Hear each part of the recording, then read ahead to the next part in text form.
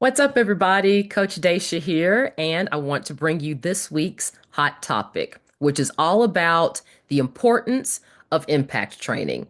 I simply want to go over what impact truly means, low versus high impact, what exercises don't actually constitute impact training, and of course, what that balance looks like for each of you. So let's get to it. The first thing that we need to do is define impact. And in this case, I'm going to talk about the lower body mainly because when we talk about impact training, we are mostly talking about movements for the lower body. That doesn't mean that there aren't moves for the upper body. It just makes it a little bit easier when we say what moves constitute impact and what don't.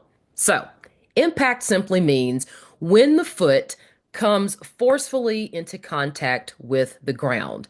That ground reaction force is obviously going to send a quote unquote shock up the body, mainly up the skeletal system. So anything where the foot is coming into contact with the ground with some force behind it is considered impact.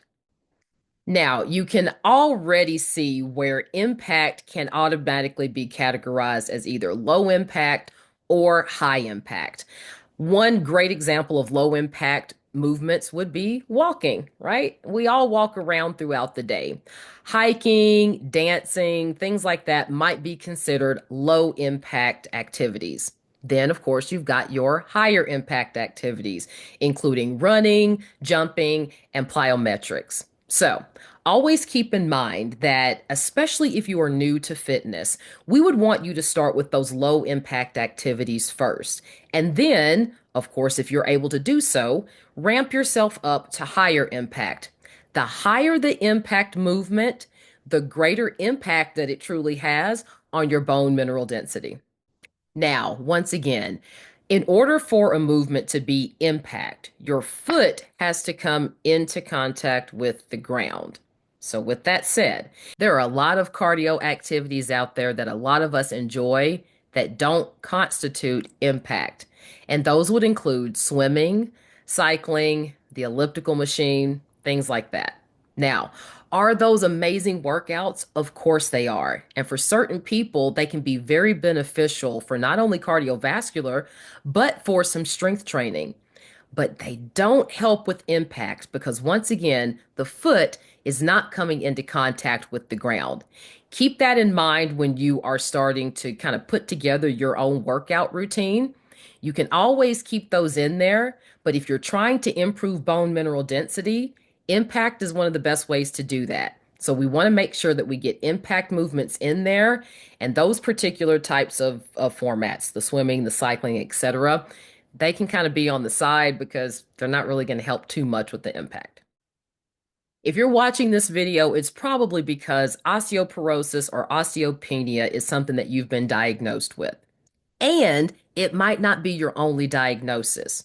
Here's kind of the catch 22 when it comes to impact. If you have an osteo diagnosis, but you also have an adjacent diagnosis, such as arthritis, tendonitis, etc., then certain movements that we would consider impact might not necessarily be beneficial to you if you also have a secondary diagnosis. Please keep in mind that you want to make sure that you're doing movements that, yes, help build bone mineral density, but at the same time, do not cause harm to joints, especially if you already have another diagnosis with that, okay? Whether it's tendonitis, arthritis, etc.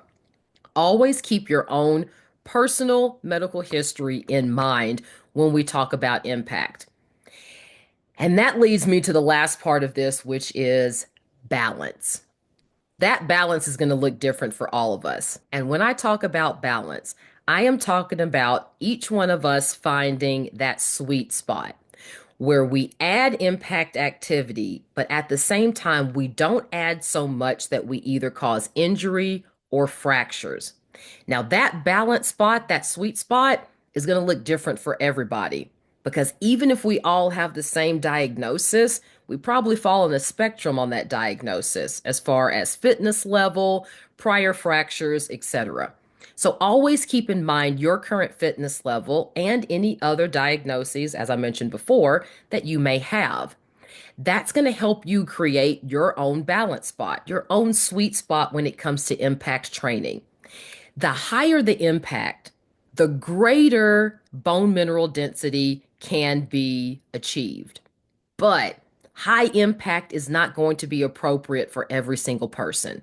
So make sure, once again, that you keep your own personal medical history in mind when you start to add impact training. As I wrap up this video, I'm actually going to link to a short little demonstration that I do for a progression of impact movements. Whether you are a beginner to impact training or somebody who might have a higher fitness level and can do higher impact movements. Watch that video now to see a quick progression, and I hope that you found today's hot topic beneficial. I'll see you next week. For impact training, we can start with hill drops, using a chair or wall to help with balance, coming up onto the toes, and intentionally dropping the heels down onto the floor.